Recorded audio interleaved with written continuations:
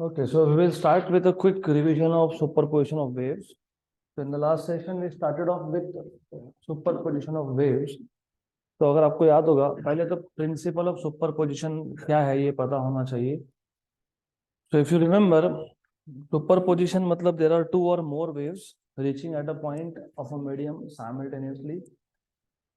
Both these waves behave as if the other wave is absent and set the particle of the medium into SHM.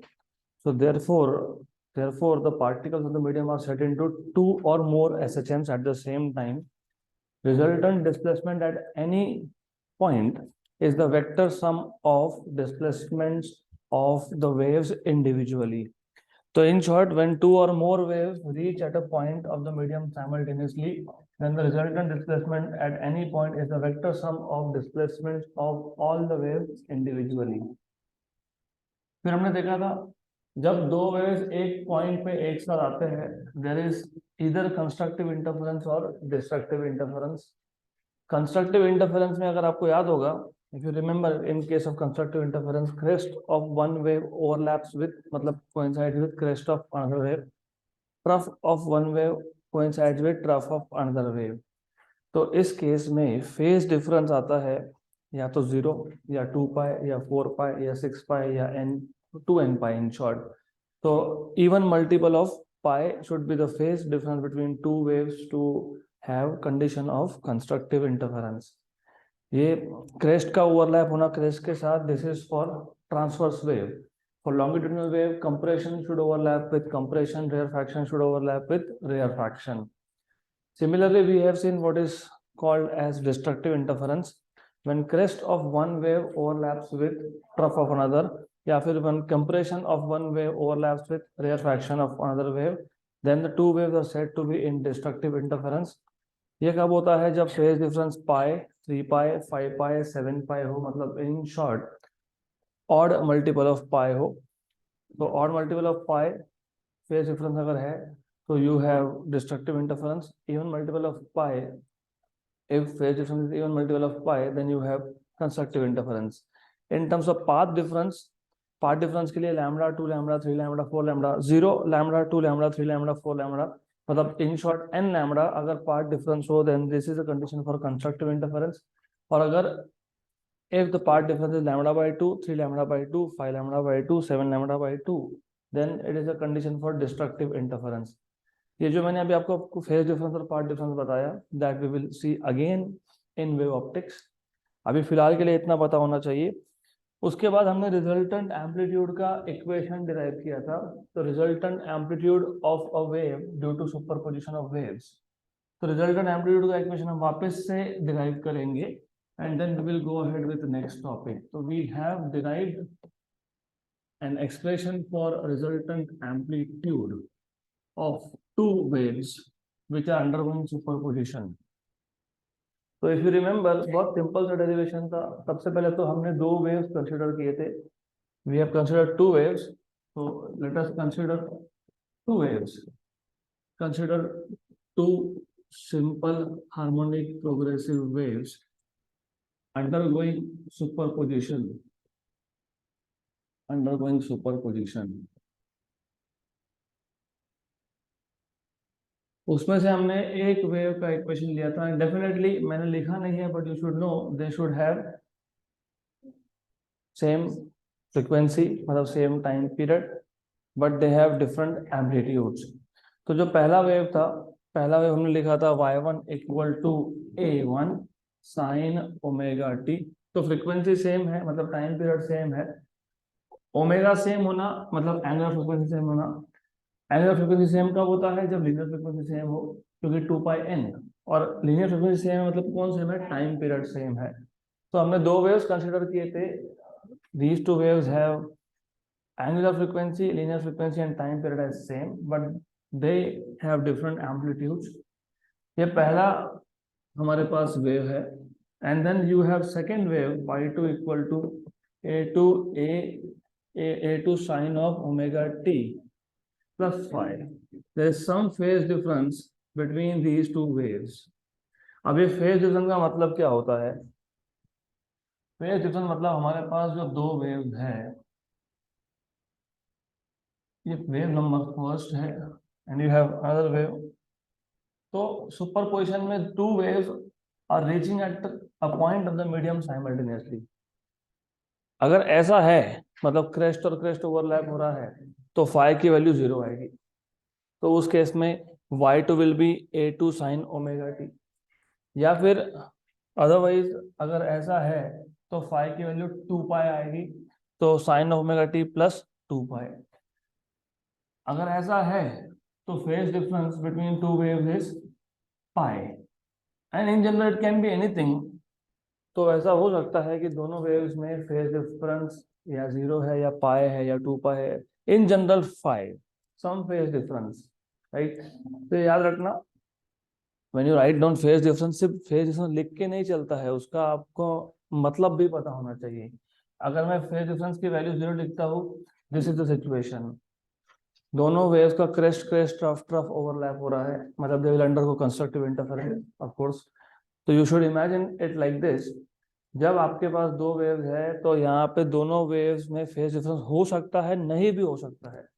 हम जब general expression derive करते हैं तो normally normally we add some phase difference. अगर phase difference 0 है तो 0 लिख देंगे। गुड। तो this is what you need to understand. तो हमारे पास ये दो वेव्स थे which are travelling through the same medium in the same direction, they reach a point of the medium simultaneously। तो इन दोनों का क्या होगा, सुपरपोजिशन होगा। तो resultant is given by,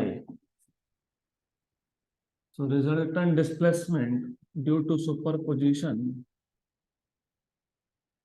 resultant displacement due to superposition,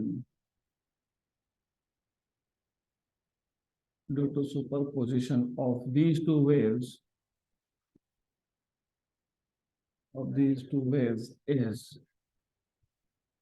is given by y equal to y1 plus y2। तो आपके पास y1 का एक्सप्रेशन है, y2 का एक्सप्रेशन है, therefore y equal to y1 है a1 sine omega t plus y2 is a2 sine omega t plus 5। therefore y equal to a1 sine omega t plus a2 sine a cos b, तो sine omega t cos 5 plus cos omega t sine 5।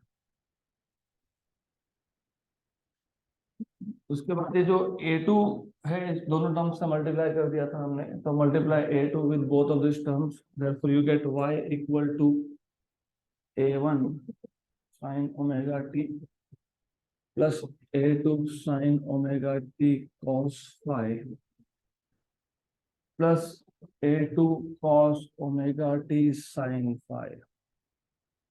इन दोनों में से sin omega t निकाल लो common, therefore y equal to sin omega t आ गया common, a1 plus a2 cos 5 plus a2 cos omega t sin 5, right. Equation number 1। इस stage पे आने के बाद हमने सब्स्टिट्यूशन किया था, a1 plus a2 cos phi is r cos theta, a2 sin phi was r sin theta। तो मैंने आपको बताया था कि सब्स्टिट्यूशन कब करना होता है, right when you are stuck, इसके आगे को हम कुछ नहीं कर सकते, तो सब्स्टिट्यूशन करना है। तो एक्सट्रीमली सिंपल, तो let a1 plus a2 cos phi equal to r cos delta, where r is resultant amplitude। दो वेव्स का सुपरपोजिशन होने के बाद जो नया वेव बनेगा उसका जो रिजल्टेंट एम्पलीट्यूड होगा that is r, correct. And theta, मतलब डेल्टा भी बोल सकते हो, थीटा भी बोल सकते हो। Theta is resultant phase, right. तो दो वेव्स का सुपरपोजिशन होने के बाद जो रिजल्टेंट फेज होगा दैट इज थीटा। इसको इक्वेशन नंबर 2 बोल देते हैं। And a2 sin phi equal to r sin theta, equation number 3। Equation number 2 और इक्वेशन नंबर 3 1 में सब्स्टिट्यूट करना है। So by substituting equation number 2 and 3 in 1. Substitute equation number 2 and 3 in equation number 1. What do we get is y equal to sine omega t r cos theta plus cos omega t r sin theta. इन दोनों में से r common निकाल लो, तो therefore y equal to, take out r common, you get sin omega t cos theta plus cos omega t sin theta. Sin a cos b plus cos a sin b का form आ गया, तो it is sin of a plus b, मतलब sin of omega t plus theta. So therefore you will have y equal to r sin of omega t plus theta. मतलब in short दो waves का super position होने के बाद resultant भी एक wave है, दो सिंपल हार्मोनिक प्रोग्रेसिव वेव का सुपर पोजिशन होने के बाद नया वेव भी सिंपल हार्मोनिक प्रोग्रेसिव वेव है. This is what you have just shown, right. तो क्योंकि हमने पहले ये शो कर दिया कि resultant is again a simple harmonic progressive wave, तो वेव का होता है एम्पलीट्यूड, और एम्पलीट्यूड का चाहिए इक्वेशन. यहाँ पे एम्पलीट्यूड है r और हमको इस r का इक्वेशन चाहिए. तो इस r का इक्वेशन फाइंड करने के लिए जो सब्स्टिट्यूशन हम लोग करते हैं इक्वेशन नंबर 2 and 3, उसको करते हैं square and add. Because very simple, अगर आपके पास दो इक्वेशन है, एक में कॉस थीटा है, एक में साइन थीटा है, तो उसको स्क्वायर एंड ऐड ही करना होता है हमेशा. तो squaring and adding equation number 2 and 3, squaring and adding equation number 2 and 3. तो r square cos square theta plus r square sine square theta equal to a1 plus a2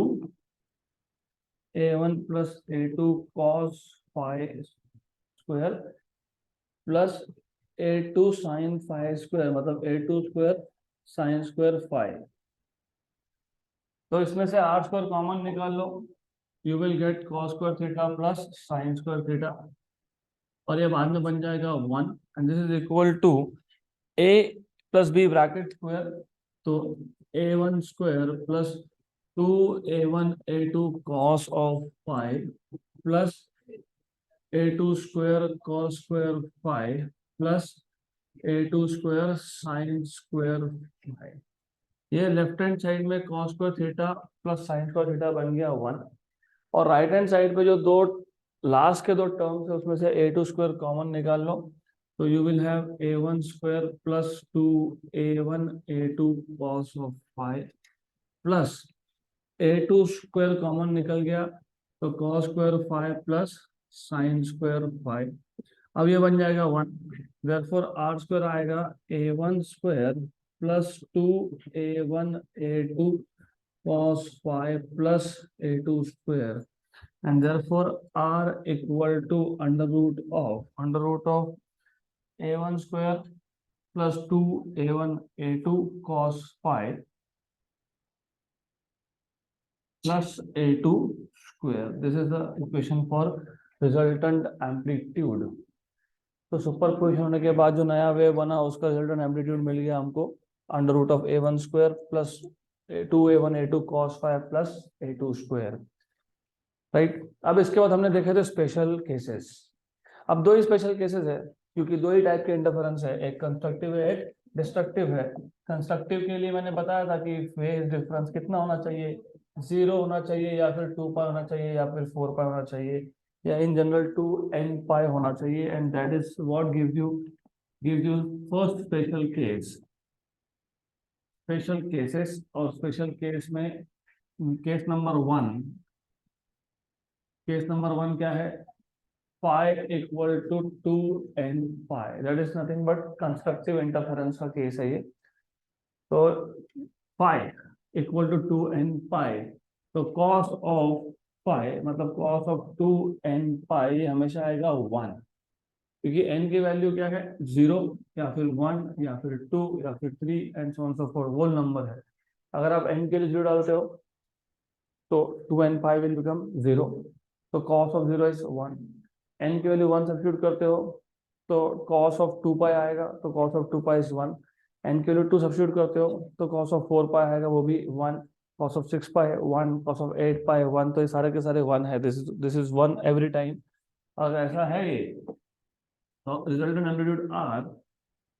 amplitude r will be equal to under root of a1 square plus 2 a1 a2 plus a2 square. Therefore r equal to under root of a1 plus a2 whole square, and therefore r equal to a1 plus a2. Therefore the resultant amplitude is the addition of amplitudes of the two waves. तो अगर phase difference 0 या 2 पाई या 4 पाई या 6 पाई होता है तो resultant amplitude will be addition of amplitudes of two waves.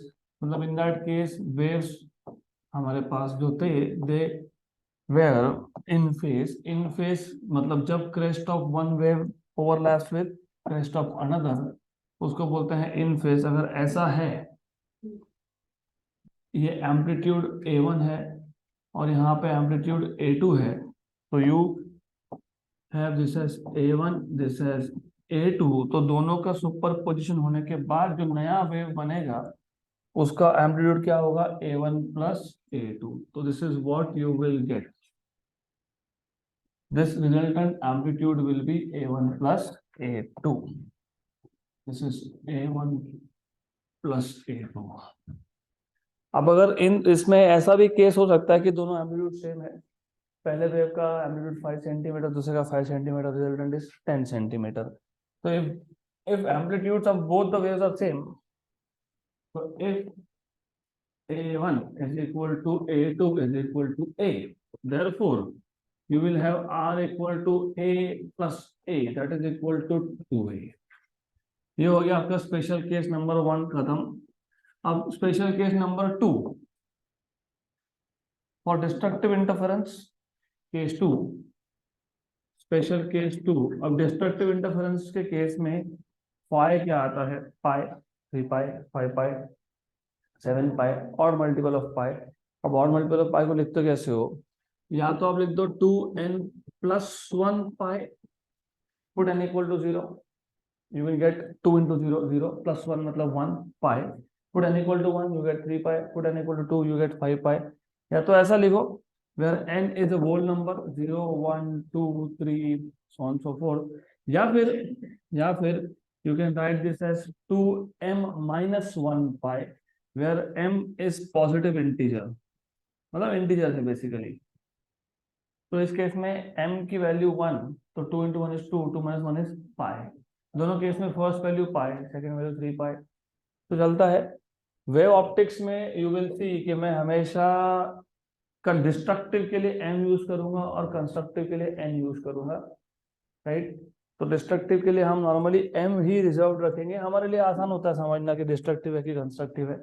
अभी फिलहाल के लिए if you want you can write any of these two, क्योंकि डजंट मैटर। यहाँ पे इन एनी केस ये आ जाएगा -1, क्योंकि cos पाई -1, cos 3 पाई -1, cos 5 पाई -1, cos 7 पाई -1, तो ये हमेशा -1 आएगा, ये -1 आएगा। तो रिजल्टेंट एम्पलीट्यूड है under root of a1 square plus 2a1 a2 cos 5 था, तो ये हो जाएगा माइनस, और ये आ जाएगा प्लस a2 स्क्वायर। मतलब resultant amplitude is under root of a1 minus a2 bracket square, मतलब resultant amplitude is nothing but a1 minus a2। अगर इसको आपको डायग्राम पे शो करना है तो this means these two waves are out of phase by 180 degree। Out of phase by 180 degree का मतलब ये होता है crest of one wave overlaps with trough of another। तो this is how what you will gate, ऐसा एक situation आपको मिलेगा, समथिंग लाइक दिस। अभी इमेजिन कर लेना, करेक्ट। और अगर दोनों के एम्पलीट्यूड्स भी सेम हो गए तो resultant amplitude will B 0, right. So if a1 a2 are both same, तो resultant amplitude will be equal to 0, मतलब कैंसलेशन है एम्पलीट्यूड्स का। Good, this is all about constructive and destructive interference result in amplitude of two waves obtained due to superposition. अब एक चीज हमको और पता होना चाहिए, वेव ऑप्टिक्स में भी हमको यही सब करना है। वेव ऑप्टिक्स में फिर और इसमें डिफरेंस क्या है? एब्सोल्युटली नथिंग, सिर्फ एक ही छोटा डिफरेंस है, ये इक्वेशंस हमने इन जनरल बनाए, ये हमने मैकेनिकल या फिर नॉन मैकेनिकल ट्रांसवर्स वेव के लिए इन जनरल इक्वेशन है। मैकेनिकल वेव हो या नॉन मैकेनिकल हो, मतलब एक स्ट्रिंग है, स्ट्रिंग को आपने वाइब्रेट किया तो मैकेनिकल ट्रांसवर्स वेव, या फिर लाइट मतलब इलेक्ट्रोमैग्नेटिक रेडिएशन नॉन मैकेनिकल है, ये भी क्या है? ट्रांसवर्स वेव है। तो ये जो इक्वेशन हमने डिराइव की है ये आप दोनों के लिए अप्लाई कर सकते हो, राइट। अब जब हम नॉन मैकेनिकल वेव्स की बात करते हैं, मतलब लाइट की बात करते हैं बेसिकली, तो लाइट के केस में what we see is we actually observe that interference pattern. हम अपने आंखों से देखते हैं ना, तो जहाँ पे कंस्ट्रक्टिव इंटरफेरेंस हुआ वहाँ पे ब्राइट पैच मिलेगा, ब्राइट उसको स्ट्रिप बोलते हैं या फिर उसको फ्रिंज बोलते हैं। जहाँ डिस्ट्रक्टिव हो वहाँ पे डार्क मिलेगा, और डार्क मतलब कंप्लीटली डार्क कब मिलता है? जब A1 इक्वल टू A2 हो, क्योंकि A1 इक्वल टू A2 मतलब रिजल्टेंट एम्पलीट्यूड इज 0। तो यू हैव टू अंडरस्टैंड, अगर हमारे पास ऐसा कंडीशन है जिसमें हमारे पास दो वेव्स थे, दोनों का एम्पलीट्यूड सेम था, तो जहां पे कंस्ट्रक्टिव इंटरफेरेंस होगा वहां पे आपको ब्राइट मिलेगा, फिर डार्क मिलेगा, फिर वापस से जहां कंस्ट्रक्टिव होगा ब्राइट मिलेगा। जहां जहां डिस्ट्रक्टिव है वहां वहां एब्सोल्युटली डार्क, नो लाइट, और जहां जहां पे कंस्ट्रक्टिव है वहां पे ब्राइट है। अब ये ब्राइट या डार्क ये हमारे आंखों के ऊपर डिपेंड करता है। We humans sense this. Bright मतलब मैक्सिमम इंटेंसिटी, डार्क मतलब मिनिमम इंटेंसिटी। तो फिर इन टर्म्स ऑफ इंटेंसिटी भी हमको इक्वेशंस पता होने चाहिए। You should know what are the equations in terms of intensity. यहाँ तो हमने इन टर्म्स ऑफ एम्पलीट्यूड लिखा ना, जब मैं पैटर्न को देखूंगा मुझे एम्पलीट्यूड दिखेगा क्या? नहीं दिखता है क्या? ऐसा हाँ देखो यहाँ कंस्ट्रक्टिव इंटरफेरेंस, देखो वेव का एम्पलीट्यूड से बड़ा हो गया, तो दिखता है क्या? What we see is intensity, brightness. तो हमको equations in terms of brightness मतलब इंटेंसिटी भी पता होने चाहिए। वेरी सिंपल, और उस पर बहुत क्वेश्चन आते हैं, इंटेंसिटी पे बहुत क्वेश्चन आते हैं in all the format of exams. तो हमको ये पता होना चाहिए कि intensity at any given point is directly proportional to square of amplitude. Intensity is proportional to square of amplitude. जहां पे रिजल्टेंट एम्पलीट्यूड ज्यादा होगा वहां पे इंटेंसिटी भी ज्यादा होगा, जहां पे रिजल्टेंट एम्पलीट्यूड कम होगा वहां पे इंटेंसिटी भी कम होगा, जहां पे रिजल्टेंट एम्पलीट्यूड जीरो होगा वहां पे इंटेंसिटी भी जीरो होगा, और जहां पे इंटेंसिटी जीरो होगा वहां पे आपको डार्क डार्क डार्क और डार्क दिखेगा। सिंपल। तो इन टर्म्स ऑफ इंटेंसिटी लिखना है तो we can say we know that intensity is directly proportional to square of amplitude. Intensity is directly proportional to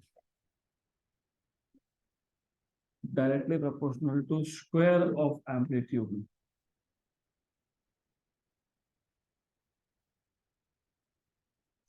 So therefore I is proportional to square of amplitude, और amplitude क्या था? Under root of a1 square plus a2 square plus 2a1 a2 cos phi।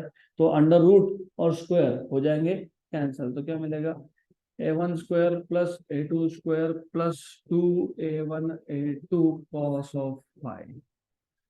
तो अगर किसी point पे intensity maximum है तो वहां पे कौन मैक्सिमम होना चाहिए? Amplitude. So maximum intensity I max is proportional to maximum amplitude R max का स्क्वायर। लेकिन R max था क्या? Do you remember what was R max? ये क्या था? R max A1 plus A2। So it is proportional to A1 plus A2 bracket square, correct? और minimum intensity it is also proportional to R minimum square, और R minimum क्या था? A1 minus A2, तो A1 minus A2 का bracket square। So this is what you can have in terms of intensity। ऐसे equations आते हैं in terms of intensity। तो ऐसा दिया है मैंने, नोट्स में भी है, तो we will just be able to revise from there, simple है। तो याद रखना इंटेंसिटी मैक्सिमम कहाँ पे, जहाँ पे amplitude maximum. Why? Because intensity is directly proportional to square of amplitude, right. अब going one step ahead, wave optics में हमको लगेगा, मैं अभी बता देता हूँ आपको। नॉर्मली जब क्वेश्चंस आते हैं ना वेव ऑप्टिक्स में, सुपरपोजिशन ऑफ वेव्स पे, क्योंकि वेव ऑप्टिक्स में इंटरफेरेंस सीखोगे, इंटरफेरेंस सुपरपोजिशन ऑफ वेव ही होता है। तो normally they ask you ratios, the ratio of minimum to maximum intensity, the ratio of maximum to minimum intensity. तो maximum I max, minimum I max by I min is A1 plus A2 upon A1 minus A2 bracket का square, मतलब whole square, correct. तो अभी फिलहाल तो नहीं, लेकिन next chapter में हमको लगेगा हम वहां पे एक्स्ट्रा इक्वेशन डिराइव करेंगे। तो just for a very quick revision, कुछ नहीं था, दो वेव्स थे, A1 sine omega T, A2 sine omega t plus five, दोनों का सुपरपोजिशन हुआ, y equal to y1 plus y2। बहुत सारा मैथ सॉल्व करने के बाद हमको मिलता है resultant amplitude as under root of A1 square plus 2A1 A2 cos 5 plus A2 square, correct. Then अगर कंस्ट्रक्टिव इंटरफेरेंस है तो फेज डिफरेंस 2n पाई है, और 2n पाई फेज डिफरेंस है तो cos ऑफ 2n पाई ही आता है 1। तो रिजल्टेंट एम्पलीट्यूड हो जाएगा under root of A1 plus A2 square, तो R equal to A1 plus A2। If the phase difference is odd multiple of pi, pi 3 pi 5 pi 7 pi, तो resultant amplitude is A1 minus A2। Now going ahead to the next topic that is stationary wave. तो अभी ये जो superposition of waves का हमने general theory derive किया, ये सारा जनरल थ्योरी था जितना भी हमने लिखा। अब इसके हमको देखने हैं 3 से 4 एप्लीकेशंस। उसमें से सबसे पहला है स्टेशनरी वेव फॉर्मेशन, दूसरा है फॉर्मेशन ऑफ बीट्स, तीसरा है इंटरफेरेंस। तो क्वेश्चन ये आता है कि फिर इन तीनों में डिफरेंस क्या है, क्योंकि तीनों के तीनों टॉपिक में इक्वेशंस मोर और लेस सेम ही आते हैं, क्योंकि तीनों के तीनों सुपरपोजिशन ऑफ वेव्स ही है। तो यहाँ पे होता है बहुत स्ट्रॉन्ग कंफ्यूजन, याद ही नहीं रहता किसमें फ्रीक्वेंसी सेम था, किसमें एम्पलीट्यूड सेम था। You just forget. But there is no point of forgetting. If you understand, there is absolutely no point of forgetting. अब जो अगला टॉपिक है स्टेशनरी वे, वहां पे समझ में आ जाएगा आपको कि अगर आप बेसिक बेसिक आइडियाज क्लियर रखते हो तो not only you will not gate confused, but also आपको डेरिवेशंस रटने की जरूरत नहीं है। अभी स्टेशनरी वेव मतलब क्या, नाम में ये स्टेशनरी, स्टेशनरी मतलब इट विल लुक स्टैंडिंग। तो you will see that such wave will always look the same. Simple harmonic progressive wave was a wave which was traveling continuously in a given direction and the particles of the medium were performing simple harmonic motion. In that case हमने property में देखा था, each particle of the medium performs simple harmonic motion. Amplitude, frequency, period are same. Phase is not same. Phase of the particle changes from particle to particle. कोई particle अभी अगर mean पे है तो वो बाद में मीन पे नहीं होगा, at later instant of time it will be somewhere else, right. तो कंटिन्यूअसली पार्टिकल जो है वो SHM परफॉर्म कर रहे हैं, they are continuously performing SHM, right, and the phase is different. No two particle have same phase, even दो particle mean पे भी होंगे तो भी फेज सेम नहीं है। एक पार्टिकल ने एक ऑक्सीजन कंप्लीट कर लिया तो दूसरा अभी चालू भी कर रहा है, राइट। तो particles they are basically performing simple harmonic motion. No two particles are in the same phase, and of course ये स्टेशनरी नहीं है, क्योंकि स्टेशनरी होता तो पार्टिकल्स SHM परफॉर्म नहीं कर रहे होते, कर भी रहे होते तो अगर कोई पार्टिकल मीन पे है तो हमेशा मीन पे रहेगा, अगर कोई पार्टिकल पॉजिटिव एक्सट्रीम पे है तो हमेशा पॉजिटिव एक्सट्रीम पे रहेगा। Need to remember the basic difference. Progressive wave is progressive, stationary wave is stationary. Progressive wave keeps on traveling continuously, stationary wave does not travel. जो वेव ट्रैवल ही नहीं करता, it can not carry energy from one point two another, क्योंकि आगे जाके आपको compare करना है, differentiate between progressive wave and stationary wave. Stationary wave बनता किससे है, प्रोग्रेसिव वेव से बनता है। कैसे बनता है, सुपरपोजिशन से बनता है, मतलब कम से कम आपको दो सिंपल हार्मोनिक प्रोग्रेसिव वेव चाहिए और उनका इंटरफेरेंस होने के बाद आपको मिलेगा stationary wave which is called as standing wave. अब हमारे पास दो वेव एक्चुअली है नहीं, हमारे पास एक ही वेव है, लेकिन एक वेव में कभी सुपर पोजिशन होता नहीं है। अगर ये याद रख लिया, स्टेशनरी वेव में हमारे पास एक्चुअली दो वेव्स है नहीं, हमारे पास एक सिंगल वेव ही है। इसको ऐसा ही याद रखना, ऐसा याद रखोगे तो बिल्कुल कंफ्यूजन में नहीं होगा। एम्पलीट्यूड सेम है कि नहीं है, फ्रीक्वेंसी सेम है कि नहीं है, याद रखने की जरूरत ही नहीं है। If you remember it like this, remember in stationary wave we do not have two waves, we have only one wave. लेकिन सुपरपोजिशन के लिए कितने वेव्स चाहिए? तो एक ही वेव है। ये एक वेव गया, रिफ्लेक्ट हुआ, rarer to denser, when a wave travels from rarer medium and is incident on the interface of a denser medium, wave travel हुआ rarer to denser, phase change of pi, crest becomes trough, तो reflect होके वापस आया, right. तो कितने waves थे? अभी two waves हो गए, एक ओरिजिनल एक रिफ्लेक्टेड। अब दो वेव्स है, अब सुपरपोजिशन हो सकता है क्या? यस, हो सकता है। तो मैं इसको अच्छे से ड्रॉ कर देता हूं, क्योंकि it is important to draw this properly. Just a minute. तो इसके इक्वेशंस डिराइव कैसे करने हैं, इसको डिफाइन कैसे करना है, we will see everything in a while. इसके इक्वेशंस भी हम लोग डिराइव करेंगे, we will see everything properly, something like that.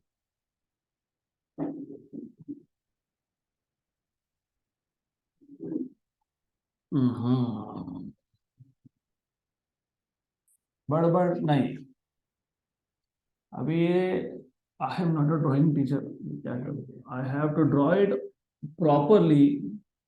ये कौन इंसिडेंट हुआ? ट्रफ। क्या बन के आएगा? Crest. Oh, finally something good. हाँ, अब ये ऐसा है, तो इसको डिफाइन भी करेंगे, हम लोग डिफाइन भी करेंगे। तो ऐसा हमारे पास लूप स्ट्रक्चर बनता है, और इस लूप स्ट्रक्चर को हम लोग बोलते हैं स्टेशनरी वेव, राइट। अब इसको डिफाइन कैसे करोगे? व्हेन टू आइडेंटिकल, क्यों आइडेंटिकल? एक ही वेव था।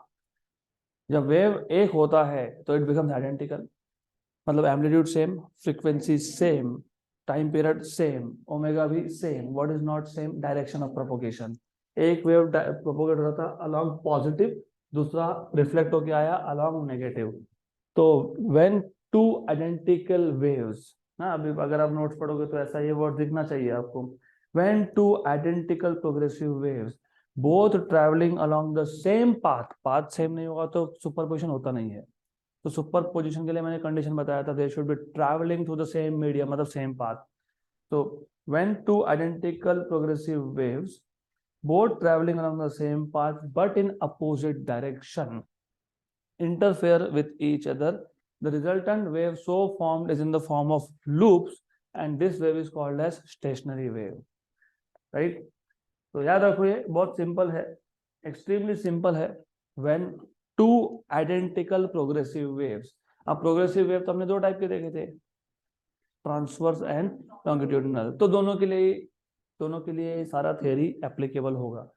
तो वेव लॉन्गिट्यूडिनल हो या ट्रांसवर्स हो चलेगा। तो when two identical progressive wave, either longitudinal or transverse, traveling along the same path but in opposite direction, interfere, the resultant wave so obtained is in the form of loops, and this wave is called as stationary wave. तो पहले हम लोग stationary waves को define कर लेंगे। Simple है, extremely simple. When, अब देखो how things change.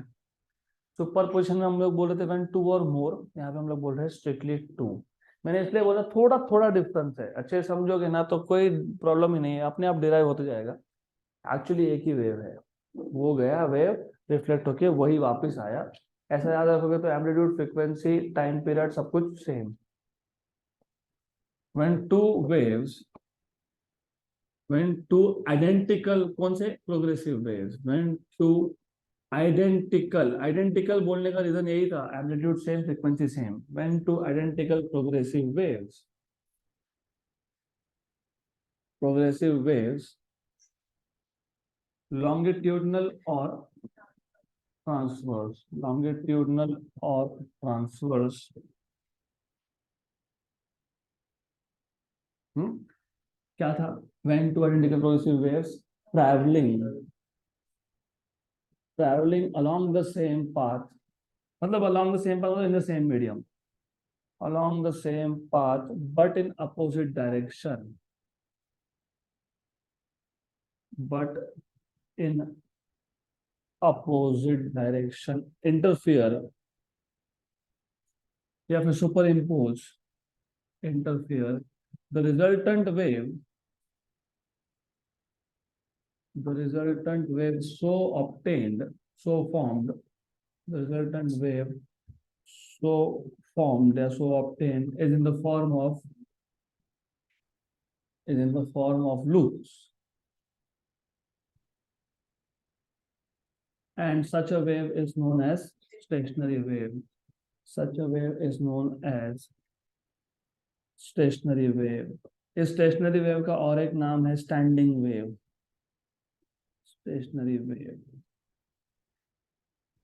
Clear? Right.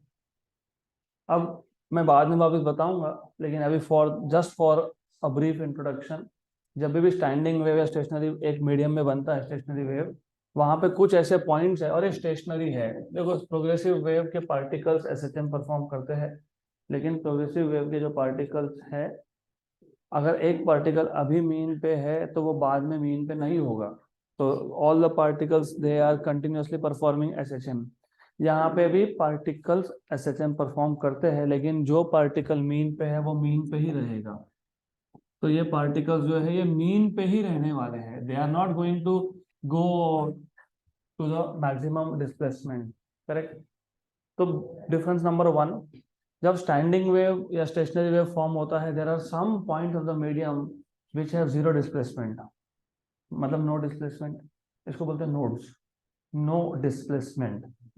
So these points are called as nodes or nodal points, right? So when a stationary wave is formed, there are few points of the medium which have zero displacement, and such points are called as nodes or nodal points. Then there are some points of the medium which have maximum displacement. ये maximum displacement है, ये maximum displacement है, ये maximum displacement है, यहाँ पे भी ये maximum displacement है.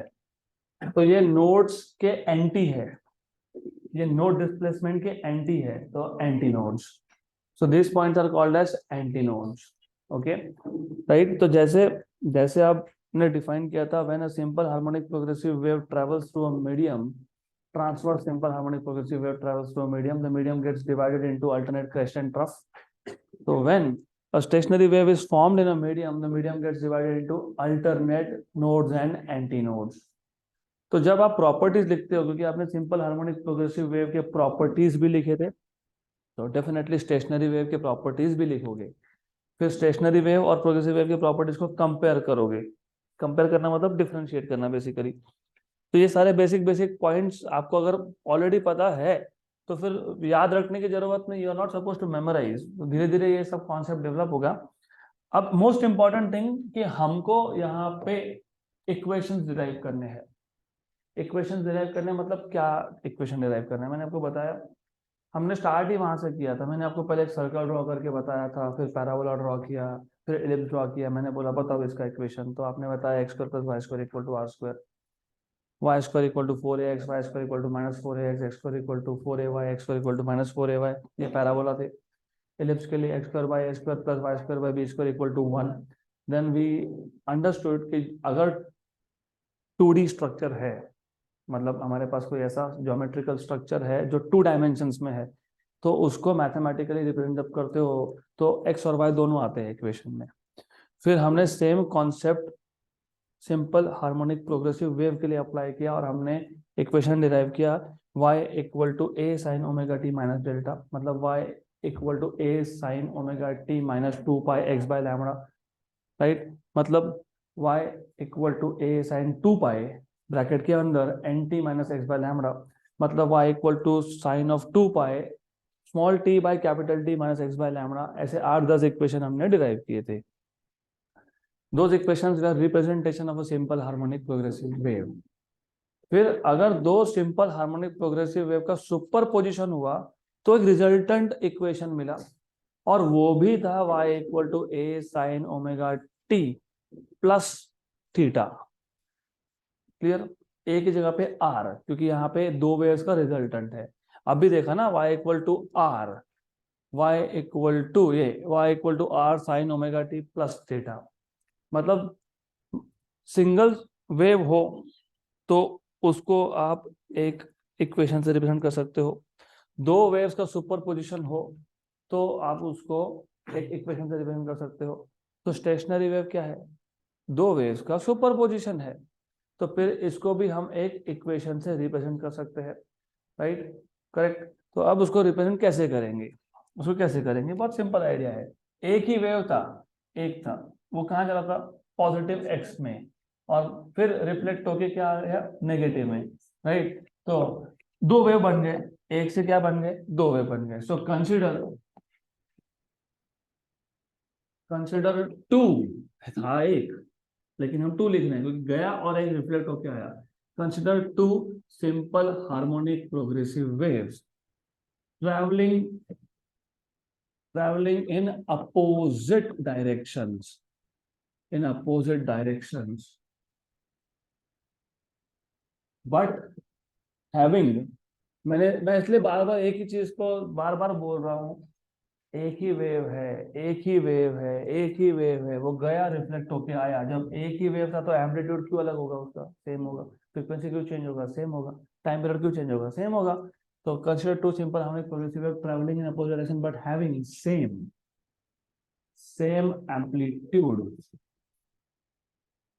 period and frequency।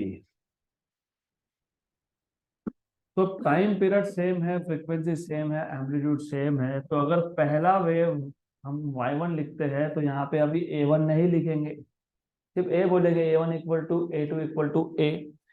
जो पहला वेव था वो सिंपल हार्मोनिक प्रोग्रेसिव वेव था, वो ट्रैवल कर रहा था अलॉन्ग पॉजिटिव एक्स डायरेक्शन, तो बीच में आएगा माइनस।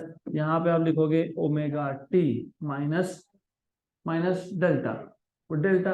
अब अगर आपको सिंपल हार्मोनिक प्रोग्रेसिव वेव के इतने सारे इक्वेशन हमने लिखे थे, उसमें से कोई इक्वेशन याद होगा तो याद होना चाहिए, two pi N T minus x by lambda.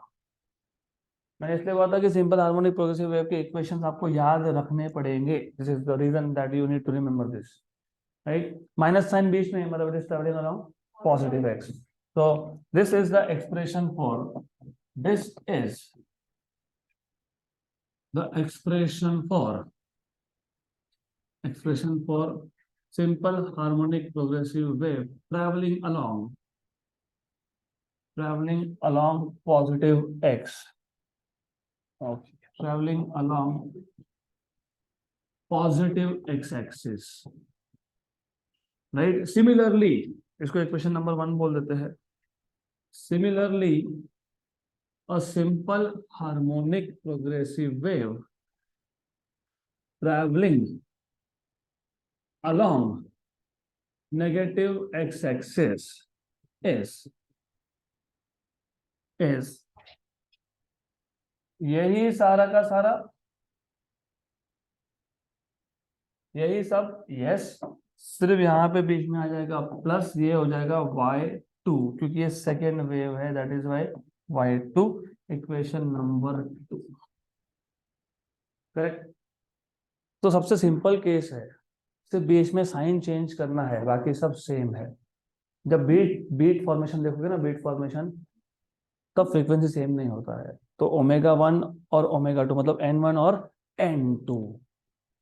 Correct? तो याद रखना, जब बीट फॉर्मेशन की बात होगी तब एम्पलीट्यूड हम लोग सेम रखेंगे, लेकिन फ्रीक्वेंसी हम सेम नहीं रखेंगे।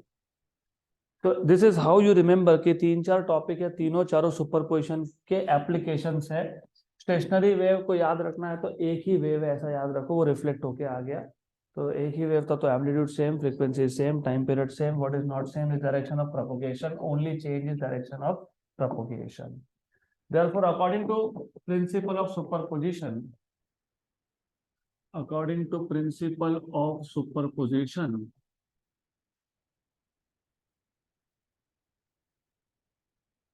सुपरपोजिशन प्रिंसिपल के according resultant y is y1 plus y2।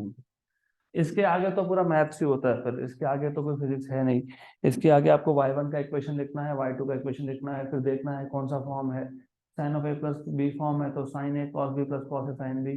Sign C plus sine d form है तो 2 sine C plus D by two into cos C minus D by two.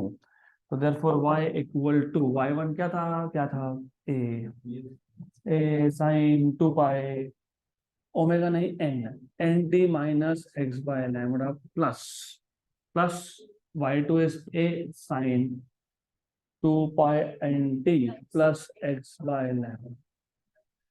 तो यहां से ए आ गया कॉमन, बराबर।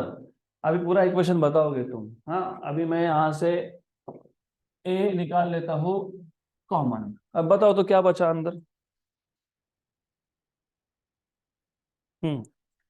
बताओ।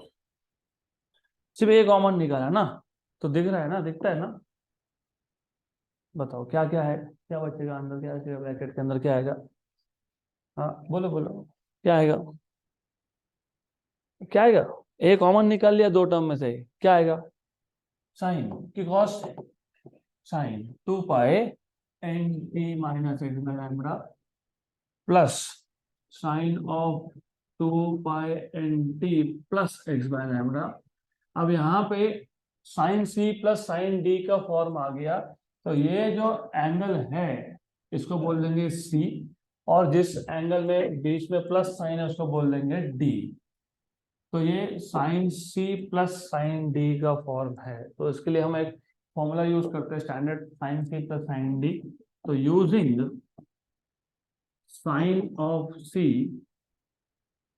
Using sine c plus sin d, you will get this is 2 sin c plus d by 2 into cos c minus d by 2। तो हमारे case में अभी अगर आपको कंफ्यूजन क्रिएट नहीं करना, क्योंकि क्या है बहुत लेंदी टर्म बन जाएगा ये, sine C plus D by two cos C minus D by two. तो एक काम करो, हमारे केस में सी क्या है वो लिख लो, डी क्या है वो लिख लो, दोनों को अलग से c plus D by two और c minus D by two calculate करके सब्स्टिट्यूट कर देना। हियर हमारे केस में सी क्या था, हमारे केस में सी क्या था 2 pi N T minus x by lambda, और डी क्या था 2 pi N T plus x by lambda. तो c plus d by 2 will be equal to 2 pi nt minus x by lambda plus, हाँ बीच में plus है तो plus plus 2 pi nt minus x by lambda, बराबर ना, plus और bye 2। हाँ, तो 2 पाई निकाल लो पहले उसको कॉमन। तो टेक आउट 2 पाई कॉमन, तो this is equal to 2 pi अगर कॉमन आ गया तो n T minus x by lambda plus n T plus x by lambda, और यहाँ पे डिवाइडेड बाय 2 है। Minus x by lambda plus x by lambda ये कैंसिल हो जाएगा, cancel and cancel, n t और एन टी 2 टाइम्स हो जाएगा, तो you will have 2 pi into 2 n t upon 2, 2 हो गया कैंसल, तो ये आ गया 2 पाई एन टी। तो ये क्या है c plus D by two है। वैसे c minus D by two भी फाइंड कर लो, also you can find out what is c minus D by two. c था 2 pi N T minus x by lambda, और minus D था 2 pi, तो 2 पाई निकाल लिया common, right, N T plus x by lambda whole divided by 2, this is equal to 2 pi nt cancel, minus x by lambda is minus 2x by lambda और upon 2, तो ये 2 और ये 2 भी हो गया कैंसल, तो आपके पास आ गया minus 2 pi x by lambda, ये क्या है c minus D by to. therefore y equal to ये a बाहर है, ए आउटसाइड है a, sine of c plus D by two, लेकिन c plus D by two कितना है 2π/nt, and cos of c minus D by two कितना है -2πx/, correct. लेकिन आपको पता होना चाहिए cos is a even function, cos of minus theta is cos of plus theta, तो therefore y equal to a sin 2π/nt cos of 2πx/λ. Now that clear?